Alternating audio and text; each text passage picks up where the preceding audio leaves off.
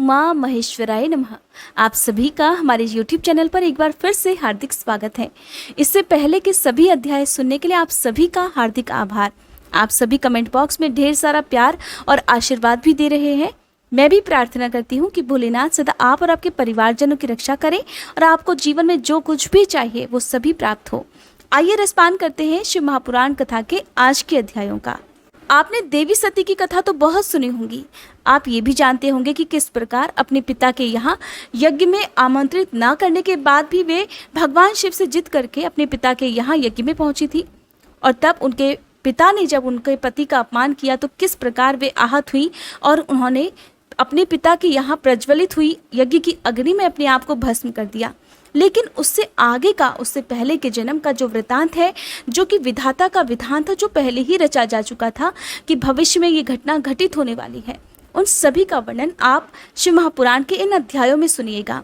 अगर आपको ये कथाएं पसंद आती हो तो प्लीज़ कम से कम 2-3 लोगों को आप ये वीडियोस हर दिन शेयर भी किया करें। ऐसे लोगों को शेयर किया करें जो इन कथाओं को सच में सुन भी सकें। श्री ब्रह्मा जी कहते हैं, मेरे पुत्रों में श्रेष्ठ महाप्राग नारद जी तपस्या के नियम का उपदेश देकर जब वशिष्ठ अपने घर चले गए, तब तप के उस विधान को समझकर संध्या मन ही मन बहुत प्रसन्न हुई। फिर तो वह सानंद मन से तपस्विनी के योग्य वेश बनाकर बृहल्लोलित सरोवर के तट पर ही तपस्या करने लगी। वशिष्ठ जी ने तपस्या के लिए जिस मंत्र को साधन बताया था, उसी से उत्तम भक्ति भाव के साथ वह भगवान शंकर की आराधना करने लगी। उसने भगवान शिव में अपने चित्त को लगा दिया और एकाग्र मन से वह बड़ी भारी तपस्या करने लगी। उस तपस्या में लगे हुए उसके 4 युग बीत गए। तब भगवान शिव उसकी तपस्या से संतुष्ट होकर बड़े प्रसन्न हुए तथा बाहर, भीतर और आकाश में अपने स्वरूप का दर्शन कराकर जिस रूप का वह चिंतन करती थी, उसी रूप से उसकी आंखों के सामने प्रकट हो गए। उसने मन से जिनका चिंतन किया था, उन्हीं प्रभु शंकर को अपने सामने खड़ा देख वह अत्यंत आनंद में निमग्न हो गई। भगवान का मुखारविंद बड़ा प्रसन्न दिखाई देता था। उनके स्वरूप से शांति बरस रही थी। वह सहसा भयभीत होकर सोचने लगी कि मैं भगवान हर से क्या कहूँ, किस तरह इनकी स्तुति करूं। इसी चिंता में पड़कर उसने अपने दोनों नेत्रों को बंद कर लिया। नेत्र बंद कर लेने पर भगवान शिव उसके हृदय में प्रवेश करके उससे दिव्य ज्ञान देने लगे। दिव्य वाणी और दिव्य दृष्टि उसे प्रदान की। जब उसे दिव्य ज्ञान, दिव्य दृष्टि और दिव्य वाणी प्राप्त हो गई, तब वह बड़ी कठिनाई से ज्ञात होने वाले जगदीश्वर शिव को प्रत्यक्ष देखकर उनकी स्तुति करने लगी। संध्या बोली, जो निराकार और परम ज्ञान गम्य है, जो न तो स्थूल है न सूक्ष्म है, जो न उच्च है और जिनके स्वरूप का योगीजन अपने हृदय के भीतर चिंतन करते हैं, उन्हीं लोक सृष्टा आप भगवान शिव को नमस्कार है।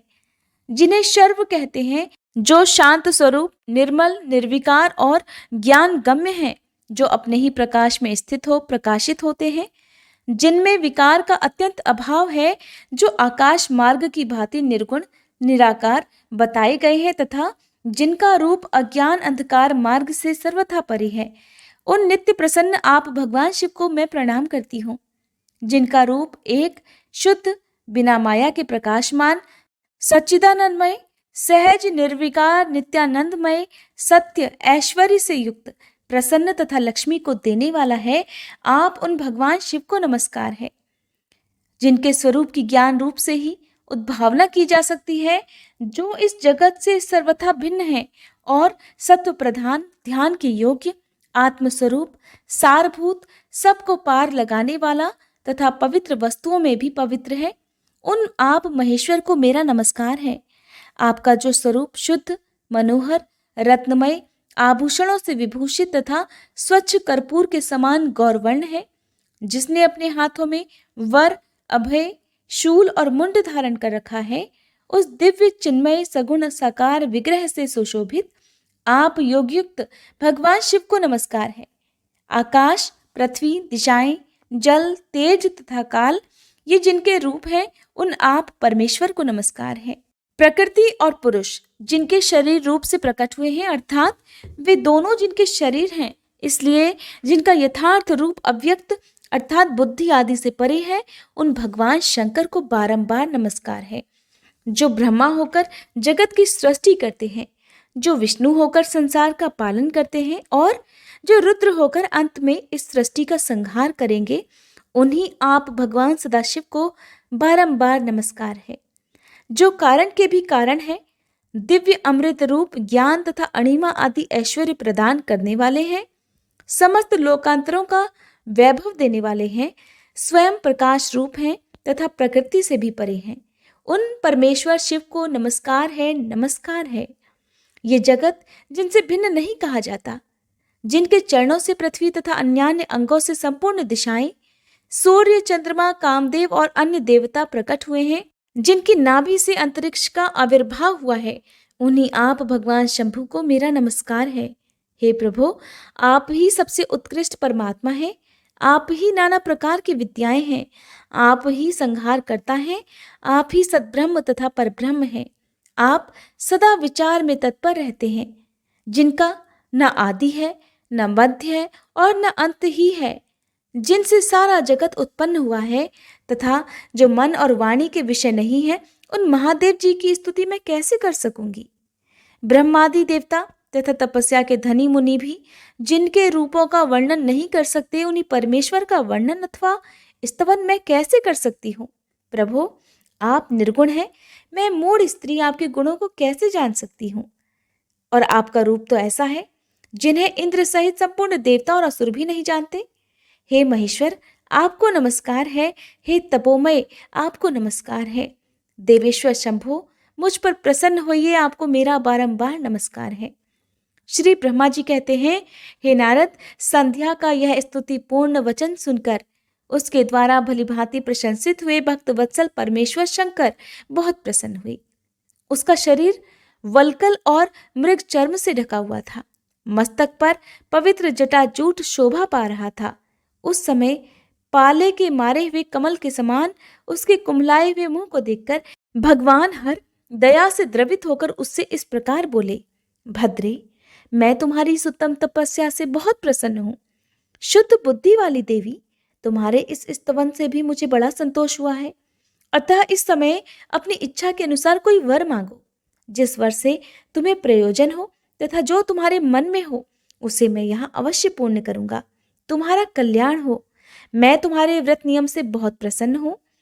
प्रसन्नचित्त महेश्वर का ये वचन सुनकर अत्यंत हर्ष से भरी हुई संध्या उन्हें बारंबार प्रणाम करके बोली, हे महेश्वर, यदि आप मुझे प्रसन्नता पूर्वक वर देना चाहते हैं तो मैं वर पाने के योग्य हूँ। यदि पाप से शुद्ध हो गई हूँ तथा देव, यदि इस समय आप मेरी तपस्या से प्रसन्न हैं तो मेरा मांगा हुआ ये पहला वर सफल करें। देवेश्वर, इस आकाश में पृथ्वी आदि किसी भी स्थान में जो प्राणी है, वे सब के सब जन्म लेते ही काम भाव से युक्त ना हो जाएं। नाथ, मेरी सकाम दृष्टि कहीं न पड़े। मेरे जो पति हों वे भी मेरे अत्यंत सुहृद हों। पति के अतिरिक्त जो भी पुरुष मुझे सकाम भाव से देखे, उसके पुरुषत्व का नाश हो जाए, वह तत्काल नपुंसक हो जाए। निष्पाप संध्या का ये वचन सुनकर प्रसन्न हुए भक्तवत्सल भगवान शंकर ने कहा, देवी संध्ये, सुनो। भद्रे, तुमने जो जो वर मांगा है वह सब तुम्हारी तपस्या से संतुष्ट होकर मैंने दे दिया। प्राणियों के जीवन में मुख्यतः 4 अवस्थाएं होती हैं। पहली शैशवावस्था, दूसरी कौमारावस्था, तीसरी यौवनावस्था और चौथी वृद्धावस्था। तीसरी अवस्था प्राप्त होने पर देहधारी जीव काम भाव से युक्त होंगे। कहीं कहीं दूसरी अवस्था के अंतिम भाग में ही प्राणी सकाम हो जाएंगे। तुम्हारी तपस्या के प्रभाव से मैंने जगत में सकाम भाव के उदय की ये मर्यादा स्थापित कर दी है, जिससे देहधारी जीव जन्म लेते ही कामासक्त न हो जाएं। और तुम भी इस लोक में वैसे दिव्य सती भाव को प्राप्त करो जैसा तीनों लोकों में दूसरी किसी स्त्री के लिए संभव नहीं होगा। पानी ग्रहण करने वाले पति के सिवा जो कोई भी पुरुष सकाम होकर तुम्हारी ओर देखेगा, वह तत्काल नपुंसक होकर दुर्बलता को प्राप्त हो जाएगा। तुम्हारे पति महान तपस्वी तथा दिव्य रूप से संपन्न एक महाभाग महर्षि होंगे, जो तुम्हारे साथ 7 कल्पों तक जीवित रहेंगे। तुमने मुझसे जो जो वर मांगे थे, हे भद्रे, मैंने वे सब पूर्ण कर दिए। अब मैं तुमसे दूसरी बात कहूंगा जो तुम्हारे पूर्व जन्म से संबंध रखती है। तुमने पहले से ही ये प्रतिज्ञा कर रखी है कि मैं अग्नि में अपने शरीर को त्याग दूंगी। उस प्रतिज्ञा को सफल करने के लिए मैं तुम्हें एक उपाय बताता हूं, उसे निस्संदेह करो। मुनिवर मेधातिथि का एक यज्ञ चल रहा है जो 12 वर्षों तक चालू रहने वाला है। उसमें अग्नि पूर्णतया प्रज्वलित है। तुम बिना विलंब किए उसी अग्नि में अपने शरीर का उत्सर्ग कर दो। इसी पर्वत की उपत्यका में चंद्रभागा नदी के तट पर तापसाश्रम में मुनिवर मेधातिथि महायज्ञ का अनुष्ठान करते हैं। तुम स्वच्छंदता पूर्वक वहां जाओ और मुनि तुम्हें वहां देख नहीं सकेंगे। मेरी कृपा से तुम मुनि की अग्नि से प्रकट हुई पुत्री होगी। तुम्हारे मन में जिस किसी स्वामी को प्राप्त करने की इच्छा हो, उसे हृदय में धारण कर उसी का चिंतन करते हुए तुम अपने शरीर को उस यज्ञ की अग्नि में होम कर दो। हे संध्ये, जब तुम इस पर्वत पर 4 युगों तक के लिए कठोर तपस्या कर रही थी, उन्हीं दिनों उस चतुर्युगी का सतयुग बीत जाने पर त्रेता के प्रथम भाग में प्रजापति दक्ष के बहुत सी कन्याएं हुई। उन्होंने अपनी उन सुशीला कन्याओं का यथा योग्य वरों के साथ विवाह कर दिया। उनमें से 27 कन्याओं का विवाह उन्होंने चंद्रमा के साथ किया। चंद्रमा अन्य सब पत्नियों को छोड़कर केवल रोहिणी से प्रेम करने लगे। इसके कारण क्रोध से भरे हुए दक्ष ने जब चंद्रमा को श्राप दिया, तब समस्त देवता तुम्हारे पास आए। परंतु संध्या, तुम्हारा मन तो मुझ में लगा हुआ था, अतः तुमने ब्रह्मा जी के साथ आए हुए उन देवताओं पर दृष्टिपात ही नहीं किया। तब ब्रह्मा जी ने आकाश की ओर देखकर और चंद्रमा पुनः अपने स्वरूप को प्राप्त करे, ये उद्देश्य मन में रखकर उन्हें शाप से छुड़ाने के लिए एक नदी की सृष्टि की, जो चंद्र या चंद्रभागा नदी के नाम से विख्यात हुई। चंद्रभागा के प्रादुर्भाव काल में ही महर्षि मेधातिथि यहाँ उपस्थित हुए थे। तपस्या के द्वारा उनकी समानता करने वाला न तो कोई हुआ है और न है तथा न होगा ही। उन महर्षि ने महान विधि विधान के साथ दीर्घ काल तक चलने वाले ज्योतिष्टोम नामक यज्ञ का आरंभ किया है। उसमें अग्निदेव पूर्ण रूप से प्रज्वलित हो रहे हैं। उसी अग्नि में तुम अपने शरीर को डाल दो और परम पवित्र हो जाओ। ऐसा करने से इस समय तुम्हारी वह प्रतिज्ञा भी पूर्ण हो जाएगी। इस प्रकार संध्या को उसके हित का उपदेश देकर देवेश्वर भगवान शिव वहीं अंतर्ध्यान हो गए। श्री ब्रह्मा जी कहते हैं, हे नारद, जब वर देकर भगवान शंकर अंतर्ध्यान हो गए, तब संध्या भी उसी स्थान पर गई जहां मुनि मेधातिथि यज्ञ कर रहे थे।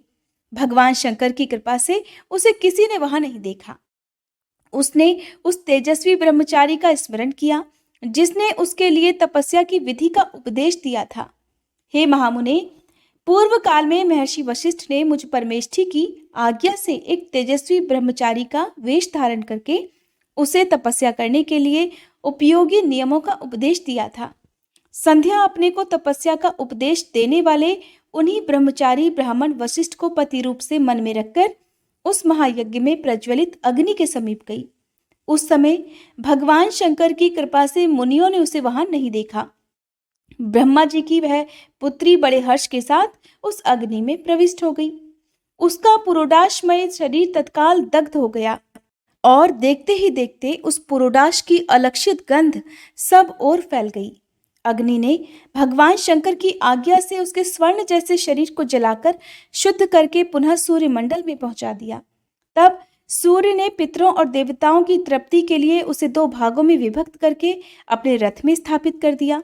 हे मुनीश्वर, उसके शरीर का ऊपरी भाग प्रातः संध्या हुआ, जो दिन और रात के बीच में पड़ने वाली आदि संध्या है, तथा उसके शरीर का शेष भाग सायं संध्या हुआ, जो दिन और रात के मध्य में होने वाली अंतिम संध्या है। सायं संध्या सदा ही पितरों को प्रसन्नता प्रदान करने वाली होती है। सूर्योदय से पहले जब अरुणोदय हो, प्राची के क्षितिज में लाली छा जाए, तब प्रातः संध्या प्रकट होती है, जो देवताओं को प्रसन्न करने वाली है। और जब लाल कमल के समान सूर्य अस्त हो जाता है, तब उसी समय सायं संध्या का उदय होता है, जो पितरों को आनंद प्रदान करने वाली है। परम दयालु भगवान शिव ने उसके मन सहित प्राणों को दिव्य शरीर से युक्त देहधारी बना दिया। जब मुनि के यज्ञ की समाप्ति का अवसर आया, तब वह अग्नि की ज्वाला में महर्षि मेधातिथि को तपाए हुए स्वर्ण की सी कांति वाली पुत्री के रूप में प्राप्त हुई। मुनि ने बड़े आमोद के साथ उस समय उस पुत्री को ग्रहण किया। हे मुने, उन्होंने यज्ञ के लिए उसे नहलाकर अपनी गोद में बिठा लिया। शिष्यों से घिरे हुए महामुनि मेधातिथि को वहां बड़ा परम आनंद प्राप्त हुआ। उन्होंने उसका नाम अरुंधति रखा। वह किसी भी कारण से धर्म का अवरोध नहीं करती थी, अतः उसी गुण के कारण उसने स्वयं यह त्रिभुवन विख्यात नाम प्राप्त किया। हे देवर्षि, यज्ञ को समाप्त करके कृतकृत्य हो वे मुनि पुत्री की प्राप्ति होने से बहुत प्रसन्न थे और अपने शिष्यों के साथ आश्रम में रहकर सदा उसी का लालन पालन करते थे। देवी अरुंधति चंद्रभागा नदी के तट पर ताप सारण्य के भीतर मुनिवर मेधातिथि के उस आश्रम में धीरे धीरे बड़ी होने लगी। जब वह विवाह के योग्य हो गई, तब मैंने, विष्णु तथा महेश्वर ने मिलकर मुझ ब्रह्मा के पुत्र वशिष्ठ के साथ उसका विवाह करा दिया। ब्रह्मा, विष्णु तथा महेश के हाथों से निकले हुए जल से शिप्रा आदि 7 परम पवित्र नदियां उत्पन्न हुई। हे मुने, मेधातिथि की पुत्री महासाध्वी अरुंधति समस्त पतिव्रताओं में सबसे श्रेष्ठ थी। वह महर्षि वशिष्ठ को पति रूप में पाकर उनके साथ बड़ी शोभा पाने लगी और उससे शक्ति आदि शुभ और श्रेष्ठ पुत्र उत्पन्न हुए। हे मुनि श्रेष्ठ, वह प्रीतम पति वशिष्ठ को पाकर विशेष शोभा पाने लगी। मुनि शिरोमणि, इस प्रकार मैंने तुम्हारे समक्ष संध्या के पवित्र चरित्र का वर्णन किया है, जो समस्त कामनाओं के फलों को देने वाला परम पावन और दिव्य है। जो स्त्री या शुभ व्रत का आचरण करने वाला पुरुष इस प्रसंग को सुनता है, वह संपूर्ण कामनाओं को प्राप्त कर लेता है और इसमें अन्यथा विचार करने की आवश्यकता भी नहीं है। प्रजापति ब्रह्मा जी की ये बात सुनकर नारद जी का मन प्रसन्न हो गया और वे इस प्रकार बोले, नारायण नारायण। हे ब्राह्मण, आपने अरुंधति की तथा पूर्व जन्म में उसकी स्वरूपभूता संध्या की बड़ी उत्तम दिव्य कथा सुनाई है, जो शिव भक्ति की वृद्धि करने वाली है। हे धर्मज्ञ, अब आप भगवान शिव के उस परम पवित्र चरित्र का भी वर्णन कीजिए, जो दूसरों के पापों का विनाश करने वाला उत्तम और मंगलदायक है। जब कामदेव रति से विवाह करके हर्ष पूर्वक चला गया, दक्ष आदि अन्य मुनि भी जब अपने अपने स्थान को पधार गए और जब संध्या भी तपस्या करने के लिए चली गई, तब उसके बाद वहां क्या हुआ? तब श्री ब्रह्मा जी कहने लगे, हे विप्रवर नारद, तुम धन्य हो, भगवान शिव के सेवक हो, अतः शिव जी की लीला से युक्त जो उनका शुभ चरित्र है, अब उसे भक्ति पूर्वक सुनो। हे तात, पूर्व काल में एक बार जब मैं मोह में पड़ गया, तब भगवान शंकर ने मेरा उपहास किया और तब मुझे बड़ा क्षोभ हुआ था। वस्तुतः शिव की माया ने मुझे मोह लिया था, इसलिए मैं भगवान शिव के प्रति ईर्ष्या करने लगा। और किस प्रकार, ये बताता हूं, ध्यान से सुनो। मैं उस स्थान पर गया जहां दक्षराज मुनि उपस्थित थे, वहीं रति के साथ साथ कामदेव भी था। हे नारद, उस समय मैंने बड़ी प्रसन्नता के साथ दक्ष तथा दूसरे पुत्रों को संबोधित करके वार्तालाप आरंभ किया। उस वार्तालाप के समय मैं शिव की माया से पूर्णतया मोहित था, अतः मैंने कहा, हे पुत्रों, तुम्हें ऐसा प्रयत्न करना चाहिए जिससे महादेव जी किसी कमनीय कांति वाली स्त्री का पाणी ग्रहण करें। इसके बाद मैंने भगवान शिव को मोहित करने का भार रति सहित कामदेव को सौंप दिया। कामदेव ने मेरी आज्ञा मानकर कहा, हे प्रभो, सुंदरी स्त्री ही मेरा अस्त्र है, अतः शिव जी को मोहित करने के लिए अन्य किसी और नारी की सृष्टि कीजिए। ये सुनकर मैं चिंता में पड़ गया और लंबी लंबी सांसें खींचने लगा। मेरे उस निश्वास से राशि राशि पुष्पों से विभूषित वसंत का प्रादुर्भाव हुआ और वसंत और मलयानिल ये दोनों मदन के सहायक हुए। इनके साथ जाकर कामदेव ने वामदेव को मोहने की बारंबार चेष्टा की, परंतु उसे सफलता नहीं मिली। जब वह निराश होकर लौट आया, तब उसकी बात सुनकर मुझे बड़ा दुख हुआ। उस समय मेरे मुख से जो निश्वास वायु चली, उससे मारगणों की उत्पत्ति हुई।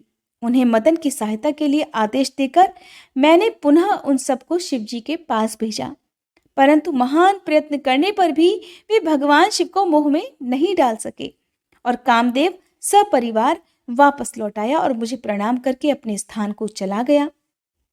उसके चले जाने पर मैं मन ही मन ये सोचने लगा कि निर्विकार तथा मन को वश में रखने वाले योग परायण भगवान शंकर किसी स्त्री को अपनी सहधर्मिणी बनाना कैसे स्वीकार करेंगे। बस यही सोचते सोचते मैंने भक्ति भाव से उन भगवान श्री हरि का स्मरण किया, जो साक्षात शिव स्वरूप तथा मेरे शरीर के जन्मदाता हैं। मैंने दीन वचनों से युक्त शुभ स्तोत्रों द्वारा उनकी स्तुति की। उस स्तुति को सुनकर भगवान शीघ्र ही मेरे सामने प्रकट हो गए। उनके 4 हाथ शोभा पा रहे थे, नेत्र प्रफुल्ल कमल के समान सुंदर थे। उन्होंने हाथों में शंख, चक्र, गदा और पद्म धारण कर रखे थे। उनके श्याम शरीर पर पीतांबर की बड़ी शोभा हो रही थी। वे भगवान श्री हरि भक्त प्रिय हैं और उन्हें अपने भक्त बहुत ही प्रिय हैं। सबके उत्तम शरणदाता उन श्री हरि को उस रूप में देखकर मेरे नेत्रों से प्रेमाश्रुओं की धारा बह चली और मैं गदगद कंठ से बारंबार उनकी स्तुति करने लगा। मेरे उस स्तोत्र को सुनकर अपने भक्तों के दुख दूर करने वाले भगवान श्री हरि बहुत प्रसन्न हुए और शरण में आए हुए मुझ ब्रह्मा से बोले, महाप्राज्य विधाता, हे लोक सृष्टा ब्राह्मण, तुम धन्य हो। बताओ, तुमने किस लिए आज मेरा स्मरण किया है और किस निमित्त से यह स्तुति की जा रही है? तुम पर कौन सा महान दुख आ पड़ा है? उसे मेरे सामने इस समय कहो, मैं वह सारा दुख मिटा दूंगा। इस विषय में कोई संदेह या अन्यथा विचार तुम्हें नहीं करना चाहिए। तब ब्रह्मा जी ने सारा प्रसंग सुनाकर कहा कि हे केशव, यदि भगवान शिव किसी तरह पत्नी को ग्रहण कर ले तो मैं सुखी हो जाऊंगा। मेरे अंतःकरण का सारा दुख दूर हो जाएगा। इसी के लिए मैं आपकी शरण में आया हूं।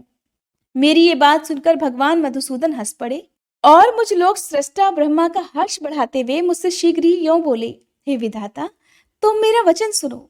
ये तुम्हारे भ्रम का निवारण करने वाला है। मेरा वचन ही वेद शास्त्र आदि का वास्तविक सिद्धांत है। शिव ही सबके कर्ता भर्ता और हर्ता है। वे ही परात्पर हैं, पर ब्रह्म, परेश, निर्गुण, नित्य, अनिर्देश, निर्विकार, अद्वितीय, अच्युत, अनंत, सबका अंत करने वाले स्वामी और सर्वव्यापी परमात्मा और परमेश्वर हैं। सृष्टि पालन और संहार के कर्ता, तीनों गुणों को आश्रय देने वाले, व्यापक, ब्रह्मा, विष्णु और महेश नाम से प्रसिद्ध, रजोगुण, सत्वगुण और तमोगुण से परे, माया से ही भेद युक्त प्रतीत होने वाले, निरीह, माया रहित, माया के स्वामी या प्रेरक, चतुर, सगुण, स्वतंत्र, निर्विकल्प, आत्माराम, भक्त परवश, सुंदर विग्रह से सुशोभित योगी, नित्य योग परायण, योग मार्गदर्शक, गर्वहारी, लोकेश्वर और सदा दीन वत्सल है। तुम उन्हीं की शरण में जाओ। सर्वात्मना शंभु का भजन करो। इससे संतुष्ट होकर वे तुम्हारा कल्याण अवश्य करेंगे। हे ब्राह्मण, यदि तुम्हारे मन में ये विचार हो कि शंकर पत्नी का पाणी ग्रहण करें तो शिवा को प्रसन्न करने के उद्देश्य से शिव का स्मरण करते हुए उत्तम तपस्या करो। अपने उस मनोरथ को हृदय में रखते हुए देवी शिवा का ध्यान करो। वे देवेश्वरी यदि प्रसन्न हो जाए तो वे सारा कार्य ही सिद्ध कर देंगी।